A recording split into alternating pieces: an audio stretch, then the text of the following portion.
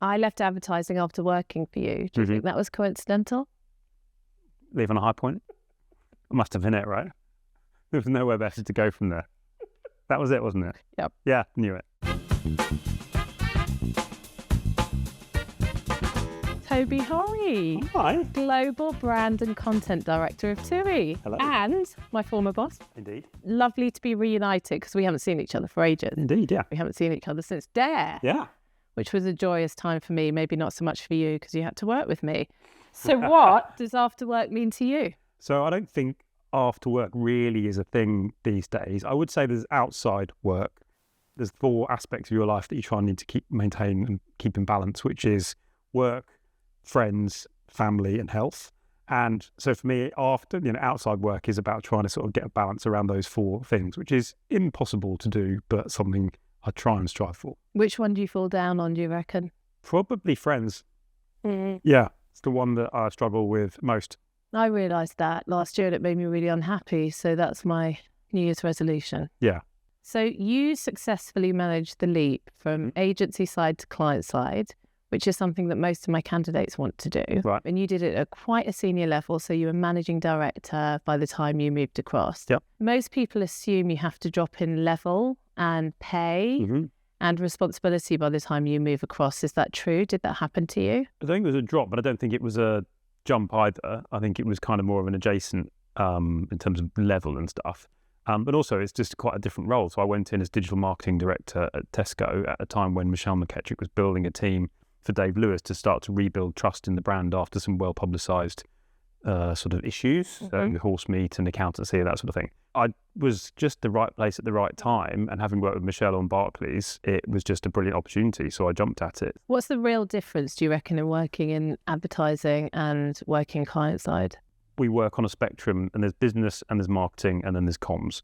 And if you work agency side, you're much closer to the comms end of the spectrum. And if you work client side, you're much closer to the business end of the spectrum. And so I think it really depends on which of those things you're excited by. It sort of depends what you're into. And you do have to do a bit of soul searching, right? Because every candidate of mine says, I want to go client side. And then they say, well, do you know what that means? Yeah. Let's scratch under the surface of whether you really like the production side of things, or whether you really like, getting very close to your clients, understanding marketing needs, understanding the brief, having a bit of business acumen. Yeah. I was quite lucky because the very beginning of my career, I started in production. So I was a runner for production companies. 2 years out of university, having been in production, I realised that actually that I was more interested in was the more upstream piece. So that's when I decided I wanted to become a planner at Abbott Mead Vickers. And I did that for 5 years at Abbott Mead, I think, and then went to Dare as a planner as well. And it was only when I sort of been MD for a few years that I realised the bit I was really missing was actually really getting under the skin of a business. And I thought the only way to solve that is actually to go client side. And you're dedicating yourself to one brand rather than a number of brands. So you have to either be fine adapting to whatever sector you get a job in, or ideally go into something that you're really interested in. Interested in is, I think, can be quite a broad church because that encompasses brands that I use. So shopping or travel. I think I'd probably be less interested in brands where I don't have no real experience with them at all. So I don't know, gambling brands. I don't gamble. So it's just kind of like not on my radar. I think it's one of the things I learned when I was a baby planner. The first brand I worked on was Whiskers, and I didn't have a cat and didn't really know anything about cats, but found it fascinating. It is interesting. So mine was Vanish Oxy Action. Still classic. Use it. Yeah. Absolutely loved it. Yeah. Most candidates I speak to maybe want the move to client side for the wrong reasons. So the deep dive into a client's business and being more strategic, and some of us, me included, wanted to move to have a better work-life balance and potentially more money. Do you think you'd get that? I think the money, maybe not. I think it really does depend on where you're going and that sort of things. Work-life balance, I mean, I think it's just very different. I mean, you have to realise that most clients are not in central London. So when we're talking about work-life balance, I mean, TUI's in Luton. So, particularly when I was working on the UK business, I had to commute to Luton every day. Whilst there might not have been sort of, the weekends pitching and that sort of thing, I did have to drive an hour and a half around the M25 to get to work every day. The grass is not always greener. What other benefits are there of being client side? I think the big benefit for me is being able to see the breadth of the whole business and how the whole business works out, a long way from marketing. I mean, same as Tesco, TUI is very much an operational business. Most people in the business are concerned with running the operation.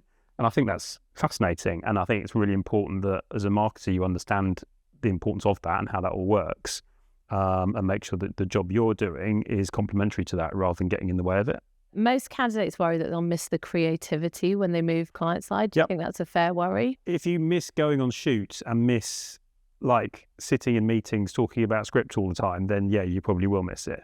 But that's not to say that creativity in its broadest sense is not there every single day.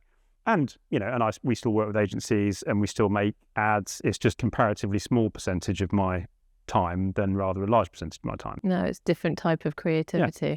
Do you miss agency life? Do I miss it?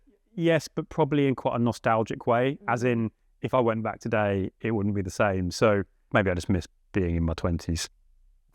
Don't we all? I often say time's my enemy, but working with you always had time. Yeah. Even if it was to listen to me wang on about something for about an hour, you always had the time and you never cut it short. Mm-hmm. And I think that is quite a skill in such a dynamic and fast business. Yeah. Did you always know that was important to you? Did you make a conscious effort to make time for your team? Yeah, I think particularly if you get more senior in a business, it's important that you understand all the different things that are going on in that business. So I think as a leader, you need to be someone that people are happy to come to and tell you stuff. And how you react to what they tell you, I think is really important as well. So if someone comes to you and tells you bad news and you throw your toys out the cot, they're not going to come to you again. So then there will be things going on in your business that you do not know about. And that is a bad place to be in. So I think it's really important that you make time for people and that you are a good listener, and that even when you hear things that are not necessarily good, your reaction is a constructive one rather than a angry one. That's brilliant advice and very logical. For me as an emotional person, I would find that very difficult. No, I just think that I always come back to, well, what do I want to happen next? And often getting angry and shouting is not the way to get the most positive outcome. So I guess I always try and come back to that. It's almost like, what do I want the positive outcome to be? And therefore, what's the better method of getting there? You have been such a steady eddy with your career. Yeah. So most people in account handling tend to bounce every not every 18 months, but there's a few examples in the CV of bouncing so that you can actually try to accelerate a little bit more. So I'm going to use myself as an example. I had the best job in the world. I was working on EA Sports and Games at Wyden's in Amsterdam. But I spent 3 years at the same level doing cyclical stuff. Yeah. And that's when I felt like I had to move. Yeah. And that's a shame, right? Because I was happy in every other way. But you did 5 years at AMV, 9 years at Dare, 3 years at Tesco, 6 years at TUI. Yep. How come? What's kept you being such a steady mover in terms of job opportunities? This is one of the benefits of work agency side. Often you can find new opportunities and not have to move company. Yep. So you can work on different clients and do different things. And that is definitely one of the advantages of working agency side, is that breadth. So when I was at Abbott Mead and to a certain extent at Dare, I benefited from that. I think when it comes to client side, marketing is a long-term game. Generally, change the fortunes of brands overnight. You have to be in it for the long haul to see out the difference that you want to make. Yeah. So I guess that's kind of what I've had in my head. But particularly thinking about the last 6 years at TUI, I feel like we've done some really good work and made some big differences. But those things were not things that happened overnight, and there was a little bit of COVID in the middle of it. But these things take a while to play out. What's the best piece of advice you could give someone about start their career in advertising or marketing? I would say build your network. Try and meet as many people as possible, either in your industry or adjacent to your industry, and just to get different perspectives and see how different people have built their careers. And you never know when your network might come in useful. You did it, Toby. Okay. Toby One Kenobi. All right. Is that right? Yeah. Hey. Thanks, mate. You should do your hair in the buns next time. Yeah, exactly. I really should do. No gold bikini over here, though. Thank you very much. Favourite word? That is a ridiculous question. Thank you so much.